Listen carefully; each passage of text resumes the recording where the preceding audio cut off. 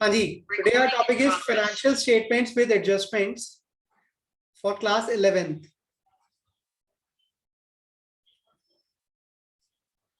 तो आज हम यहाँ सीखने जा रहे हैं ट्रेडिंग पीएनएल बैलेंस शीट तो बनाना हमें आ गया, लेकिन अगर हमने वाइल अकाउंटिंग करते टाइम पूरे साल में कुछ भी गड़बड़ कर दी, कोई चीज स्किप कर दी, कोई चीज गलत लिख दी, तो उसको हम कैसे एडजस्ट करेंगे, उसी का नाम है फाइनेंशियल स्टेटमेंट्स विद एडजस्टमेंट्स। देखिए, आप सबको पता है कि अकाउंटिंग प्रोसेस क्या होती है, पता है ना। अकाउंटिंग प्रोसेस हमारी कहां से शुरू होती है? जर्नल एंट्री करते हैं हम पहले, उसके बाद हम लेजर्स बनाते हैं, उसके बाद हम ट्रायल बैलेंस बनाते हैं। ठीक है, अब ट्रायल बैलेंस बनाने के बाद या पहले अगर कोई हमें गलती मिल जाती है तो हम उसे ठीक कर लेते हैं, है ना भाई। लेकिन हमने ये तीनों चीजें बना ली, ओके कर दी, उसके बाद हम फाइनल अकाउंट्स बनाने निकले और तब हमें पता चला यार कुछ चीजें स्किप हो गई हैं। तो व्हाट यू विल डू, उस केस में आप क्या करोगे भाई? तो उस केस में आप फाइनल अकाउंट्स के अंदर ही एडजस्टमेंट्स करेंगे। ठीक है, अब फाइनल अकाउंट्स में सर हम एडजस्टमेंट कैसे करें? पहले तो गलती को ठीक करना बनता है, जर्नल ठीक करना बनता है, लेजर ठीक करना बनता है। यस, तो पहले जर्नल ठीक करना बनता है, फिर लेजर ठीक करना बनता है, फिर ट्रायल बैलेंस दोबारा बनाना बनता है, उसके बाद फाइनल अकाउंट्स बनते हैं दोबारा। Actual procedure is this. लेकिन जब आप क्वेश्चन सॉल्व कर रहे होते हैं तो आपको बोला जाता है कि बेटा फाइनल अकाउंट्स बना दो, आपको ये नहीं बोला जाता जर्नल बनाओ, लेजर बनाओ, ट्रायल बैलेंस बनाओ। तो उस केस में क्या होता है, ना आपको जर्नल में कोई एडजस्टमेंट करके दिखानी है, ठीक करके दिखाना है कुछ, ना लेजर में, ना ट्रायल बैलेंस में। आपको कहां एडजस्टमेंट करके दिखाना है? सिर्फ फाइनल अकाउंट में प्लस माइनस करके चीज को ठीक करके आपको दिखाना है। ठीक है, वो आपको आना चाहिए कि किसी गलती को हम कैसे ठीक करें। ये हमने रेक्टिफिकेशन ऑफ एरर्स के अंदर भी पढ़ा हुआ है। ठीक है, अब हम आगे चलते हैं, कुछ छोटी छोटी चीजों की मैं बात करूंगा। ठीक है, उसको आप लिखते चलेंगे और एडजस्टमेंट नंबर आप मेरे को याद दिलाया करेंगे, सर एडजस्टमेंट नंबर कौन सी चल रही है। तो ये हमारा ऑलमोस्ट 2 to 3 क्लासेस के अंदर हमारी एडजस्टमेंट्स कवर होती है। देखिए, adjustment number 1 is about closing stock. जब हम क्लोजिंग स्टॉक की बात करते हैं तो आपने ये बात ध्यान रखनी है, क्लोजिंग स्टॉक के लिए हम हमेशा अकाउंटिंग स्टैंडर्ड 2 की बात मानेंगे। अकाउंटिंग स्टैंडर्ड 2 किसके बारे में बात करता है? Valuation of stock. और ये क्या कहता है? कहता है जब भी आप स्टॉक को दिखाएंगे, क्लोजिंग स्टॉक को दिखाएंगे, तो आपके पास दो वैल्यूज होती हैं, उसकी कॉस्ट और उसकी market value.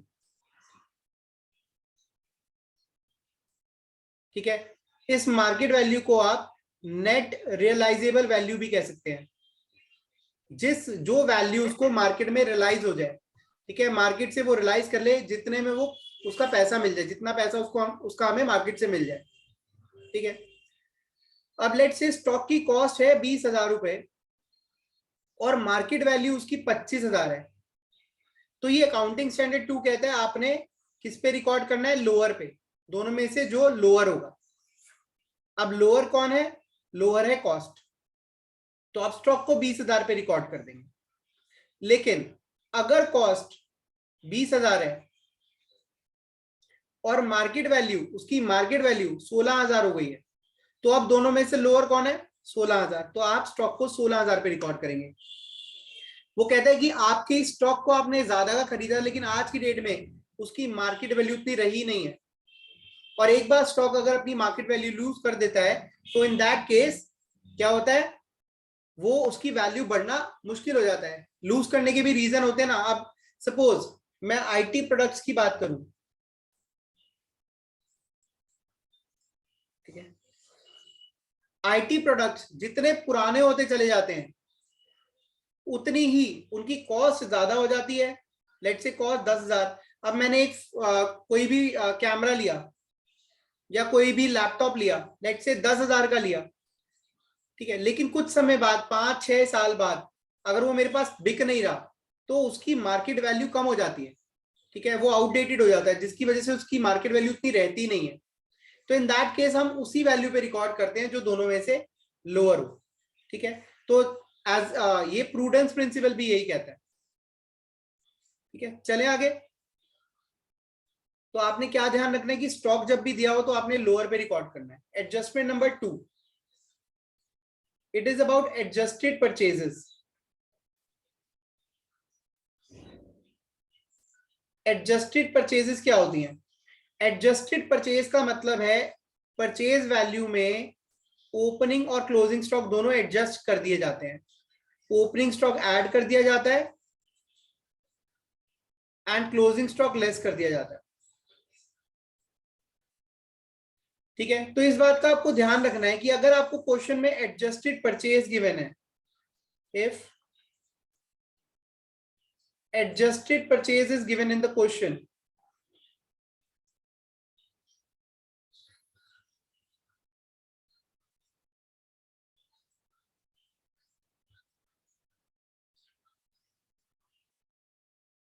in trial balance, अगर आपको यहां पे एडजस्टेड परचेज गिवन है, then stock in trial balance shows value of closing stock. फिर आपको जो स्टॉक की फिगर दिख रही होगी ट्रायल बैलेंस में वो क्लोजिंग स्टॉक होगा, otherwise it is opening stock.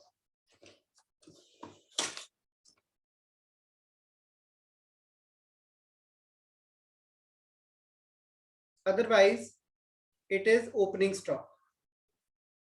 मतलब जब भी आप ट्रायल बैलेंस में देखेंगे स्टॉक तो वो ओपनिंग स्टॉक ही होता है, लेकिन एडजस्टेड परचेज गिवन है तो वो क्लोजिंग स्टॉक होगा, वो ओपनिंग नहीं होगा. ठीक है, उसका आपको ध्यान रखना है. While preparing trading account,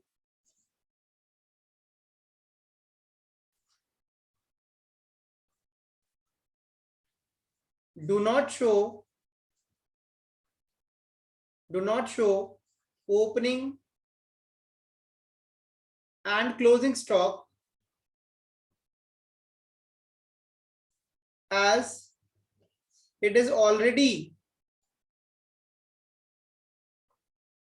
adjusted in purchase value. ठीक है, इसमें कोई डाउट है तो पूछ लो. Adjustment number 3. अब मैं यहाँ एडजस्टमेंट नंबर 3 में एक्सपेंसेस की एडजस्टमेंट के बारे में आपको बताने वाला हूं. खर्चों की एडजस्टमेंट कैसे होती है. ठीक है, तो यहाँ पे एडजस्टमेंट नंबर 3 के दो पार्ट्स होंगे. पहला, that is for outstanding expenses.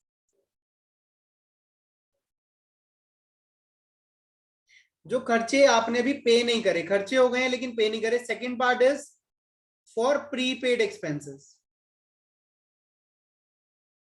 जब भी आपसे कोई पूछे ना कि भाई ये फाइनल फाइनेंशियल स्टेटमेंट्स आप बनाते हो तो उसकी क्या बेसिक्स हैं, तो आप ये याद रखना वो आपने क्या आंसर देना है. आपने ये आंसर देना है कि जब भी हम करंट ईयर का प्रॉफिट या फिर लॉस निकालने जाते हैं तो हमें मैचिंग प्रिंसिपल फॉलो करना होता है. कौन सा प्रिंसिपल? Matching principal. और ये मैचिंग प्रिंसिपल क्या कहता है?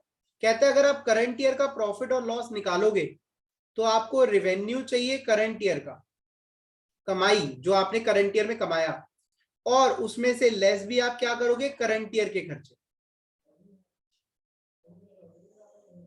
समझ आई बात? तो दोनों ही करंट ईयर के होने चाहिए, तभी आपको करंट ईयर का फायदा या नुकसान पता चलेगा. इसी के लिए हमें आउटस्टैंडिंग एक्सपेंसेस और प्रीपेड एक्सपेंसेस को भूलना नहीं है. आउटस्टैंडिंग एक्सपेंसेस क्या होते हैं? एक्सपेंसेस जो हो गए हैं इनकर्ड इन करंट ईयर,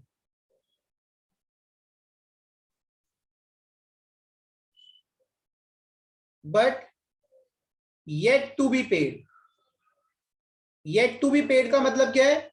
अभी वो खर्चे आपने पेमेंट नहीं करी उनकी, तो क्या वो करंट ईयर के एक्सपेंस में इंक्लूड करे जाने चाहिए? यस. ये ड्यू है, अभी पे नहीं करे, इसको ऐसे लिखना, ड्यू बट नॉट पेड. तो ये आपके लिए बन गई एक liability. This is a liability. अब कोई लोग पूछते हैं भाई पैसा नहीं दिया तो ये कौन सी liability? Short term, long term? तो ये करंट लायबिलिटी है. ठीक है, ये 1 मार्कर के अंदर पूछा जा सकता है क्वेश्चन. अब इसको रिकॉर्ड कैसे करें? जब भी ऐसे एक्सपेंसेस होते हैं उनको रिकॉर्ड कैसे करते हैं? आप अपने एक्सपेंस में ऐड करते हैं, उन्हें एक्सपेंस को बढ़ा देते हैं, एक्सपेंस डेबिट हो जाते हैं और क्रेडिट कर देते हैं आउटस्टैंडिंग एक्सपेंस अकाउंट। ठीक है, छोटा सा एग्जांपल, सैलरी पेड, या ऐसे लेते हैं। ठीक है, मैं ट्रायल बैलेंस बना रहा हूं। ट्रायल बैलेंस के अंदर यहां आपको गिवन है सैलरी, डेबिट साइड पे दिया हुआ है 2 लाख रुपए, इसका मतलब ये सैलरी आप रिकॉर्ड कर चुके हो। ठीक है, और क्वेश्चन में एडिशनल इंफॉर्मेशन में आपको बताया गया है कि भाई आउटस्टैंडिंग सैलरी है 10,000 रुपए। तो इसका मतलब क्या है, एडिशनल इंफॉर्मेशन मतलब एडिशनली आपके पास ये इंफॉर्मेशन है कि ये 10,000 की सैलरी आपने रिकॉर्ड नहीं करी जो ड्यू थी। तो अब आप इसको दिखाएंगे कैसे? आपको जर्नल तो पास करना नहीं, तो आप इसको प्रॉफिट एंड लॉस अकाउंट में लेकर जाएंगे। ठीक है, यहाँ ट्रेडिंग, ठीक है, ये ट्रेडिंग अकाउंट है, ये प्रॉफिट एंड लॉस अकाउंट है और ये बैलेंस शीट है।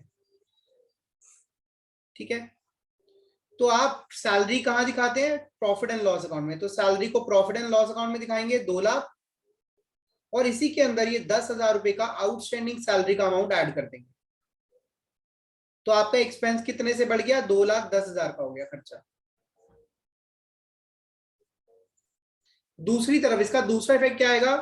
आउटस्टैंडिंग सैलरी जो है वो लायबिलिटी में ऐड हो जाएगी, लायबिलिटी में शो होनी स्टार्ट हो जाएगी। आउटस्टैंडिंग सैलरी 10,000 रुपए। इसमें कोई डाउट है तो पूछ लो और फटाफट नोट भी कर लो। नेक्स्ट हम बात करने वाले प्रीपेड एक्सपेंस के बारे में। ठीक है, अब ये प्रीपेड एक्सपेंस क्या होता है? ये हम ऑलरेडी पे कर चुके हैं, it is prepaid, paid in advance. अब ऐसे खर्चे जिनकी आप पेमेंट कर चुके हो लेकिन उसके भी बेनिफिट्स आपने अवेल नहीं करे हैं, तो उसके बेनिफिट्स आपको फ्यूचर में मिलेंगे। और जो चीज आपको फ्यूचर में मिलने वाली, फ्यूचर में बेनिफिट्स है, वो क्या हो गई आपके लिए? एसेट हो गई। लिख लेना यहां पे, एक्सपेंसेस पेड इन एडवांस। ठीक है, नॉट ड्यू येट, अब ये ड्यू नहीं हुए। ठीक है, इन दैट केस ये आपके लिए क्या बन गए? ये आपके लिए बन गए asset. This is an asset. कौन सी एसेट बन गए? Current asset. ठीक है जी, अब आपने इस करंट एसेट को रिकॉर्ड कैसे करना है? देखिए, जब भी आप कोई एक्सपेंस पे करते हैं तो उसकी एंट्री क्या होती है? Expense to cash, right? तो जब आपने पे करा तो आपने दिखा दिया एक्सपेंस टू कैश, या तो आप पहले ही उसको दिखाते प्रीपेड एक्सपेंस टू कैश। दो तरीके हैं इसके। अगर आपने एंट्री डाली एक्सपेंस टू कैश तो आपने तो खर्चों में डाल दिया ये, है ना भाई? अगर आपने एक्सपेंस टू कैश की एंट्री डाली तो आपको एडजस्टमेंट करनी पड़ेगी। क्यों? क्योंकि आपने एक खर्चे, एक प्रीपेड एक्सपेंस को, एडवांस जो पेमेंट करी है उसको खर्चे में दिखा दिया, जो नहीं आना चाहिए था। लेकिन अगर आपने प्रीपेड एक्सपेंस टू कैश दिखाया तो ये एंट्री, इसमें कोई एडजस्टमेंट की जरूरत नहीं, क्योंकि आपने तो पहले ही क्या दिखाया कि मैं एडवांस दे रहा हूं। तो जनरली हम ऐसा नहीं करते। जनरली हम क्या करते हैं, जब भी हम किसी खर्चे की पेमेंट करते हैं एक्सपेंस टू कैश की एंट्री करते हैं। ओके, अब एक्सपेंस टू कैश की एंट्री कर दी तो खर्चों के अंदर वो जो एडवांस पैसा आपने दिया हो वो भी जुड़ गया, तो उसको निकालो बाहर। ठीक है, उसकी जर्नल एंट्री क्या होगी? उस खर्चे से वो हम एडवांस वाला अमाउंट निकाल देते हैं, एक्सपेंस को कम कर देते हैं और उसको कहां दिखाते हैं? Prepaid expense. ठीक है, अब ऐसा करने से क्या होगा ये देखिए, एग्जाम्पल, ट्रायल बैलेंस। लेट से रेंट की बात करें, रेंट है हमारा 1,40,000। ठीक है, और एडिशनल इंफॉर्मेशन में गिवन है प्रीपेड रेंट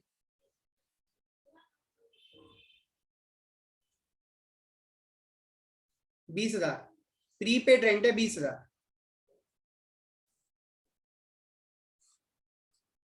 अब क्या होने वाला है इसका सॉल्यूशन? जब आप ट्रेडिंग बनाएंगे, प्रॉफिट एंड लॉस अकाउंट बनाएंगे, और बैलेंस शीट बनाएंगे। तो आप कैसे करेंगे? रेंट कहाँ आता है? जो आपने रेंट दिखाना है expense, profit and loss account में 1,40,000 दिखाया, इसमें से आप जो प्रीपेड है, जो इस साल आपने पे करा लेकिन खर्चों में नहीं आना चाहिए, वो हटा दिया 20,000, तो आपके एक्सपेंस के अंदर 1,20,000 शो करेंगे डेबिट साइड पे। और प्रीपेड रेंट जो है वो एसेट्स के अंदर चला जाएगा, prepaid rent 20,000। This is also called accrual concept, due basis of accounting, कि हम जो खर्चा इस साल से बिलोंग करते हैं उसी को दिखाएंगे प्रॉफिट एंड लॉस में। जो एडवांस पे कर दिया वो इस साल से बिलोंग नहीं करता, ठीक है। And that adjustment number 4 is regarding income, ठीक है।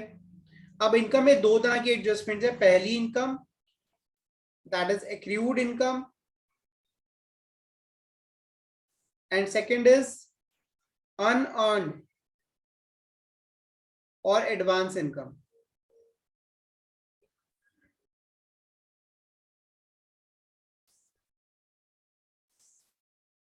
ठीक है, ये एक्रूड इनकम क्या होती है और ये अनअर्न्ड और एडवांस इनकम क्या होती है, पहले ये समझते हैं। वैसे तो बेसिक्स की क्लास में बता चुका हूं मैं।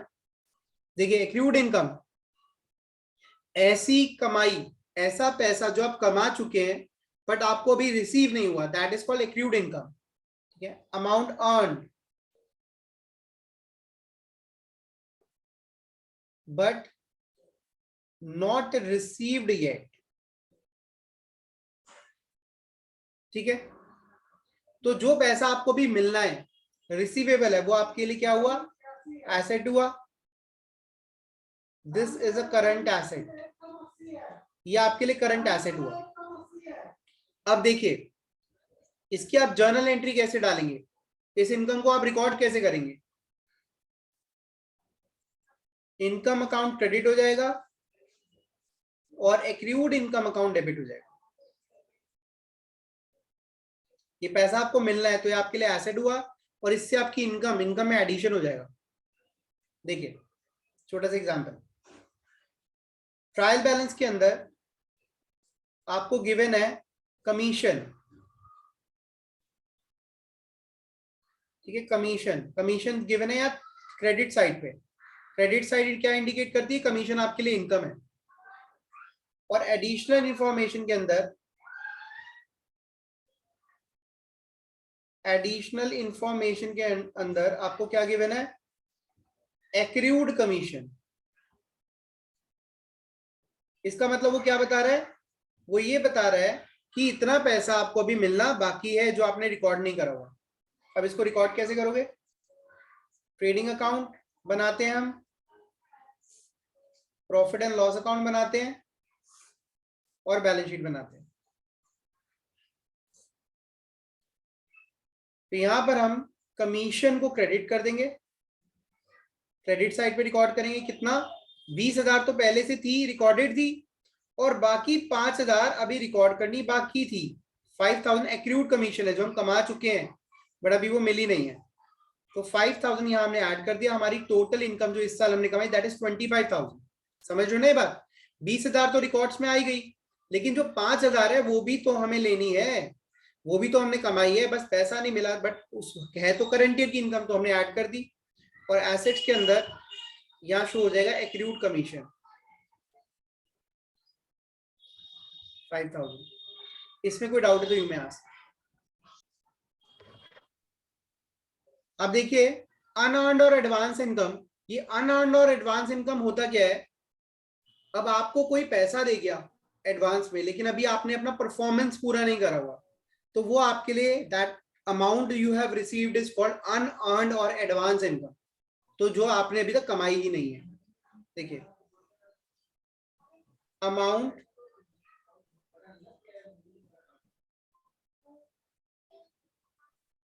received in advance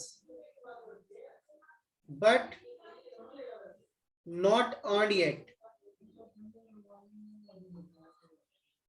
ठीक है। अभी आपने वो पैसा कमाया नहीं है, ठीक है। इन दैट केस वो पैसा आपको मिल गया, कमाया नहीं है, तो वो आपके लिए लायबिलिटी है। This is a current liability, क्योंकि आपका पार्ट ऑफ परफॉर्मेंस पेंडिंग है। ठीक है, अब इसको हम रिकॉर्ड कैसे करें, अब आपको इसके लिए भी समझनी है एक बात, और वो बात है क्या, जब आपको किसी ने पैसा दिया तो एंट्री क्या करते हो, कैश टू इनकम, राइट, जैसे कैश टू कमीशन या cash to rent receipt, whatever, आपने उसको इनकम में दिखा दिया। तो जब आपने ये एंट्री पास करी है, इस केस में आपको एडजस्टमेंट करनी पड़ेगी क्योंकि आपने उसको अपनी इनकम दिखा दी। दूसरा तरीका, अगर आप उसको इनकम दिखाते ही ना, आप उसको दिखाते कैश टू एडवांस, इस केस में वो आपकी इनकम में जाता ही ना।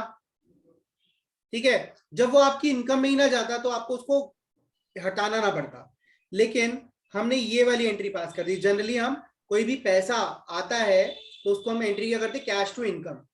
कैश टू एडवांस की एंट्री करना भूल जाते हैं, अगर कैश टू एडवांस की एंट्री कर दी तो कोई दिक्कत ही नहीं थी। ठीक है, तो जनरली ये वाला केस होता है, हम इनकम के अंदर वो पैसा डाल देते हैं। तो अब हमें क्या करना है, अब हमें उसको इनकम से बाहर निकालना है। तो इनकम से बाहर निकालेंगे तो उसकी जर्नल एंट्री क्या हो गई, उसकी एडजस्टमेंट एंट्री हो जाएगी इनकम अकाउंट डेबिट, और उसको हम कौन से अकाउंट में शो करने वाले हैं, उसको हम शो करने वाले एडवांस इनकम अकाउंट में।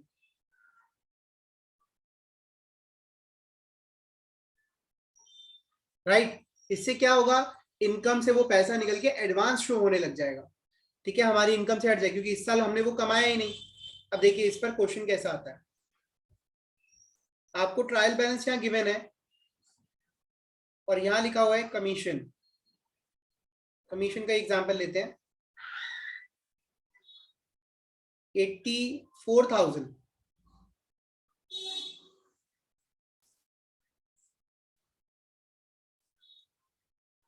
और एडिशनल इंफॉर्मेशन में आपको गिवन है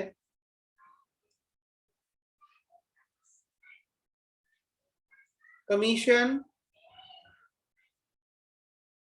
रिसीव्ड इन एडवांस।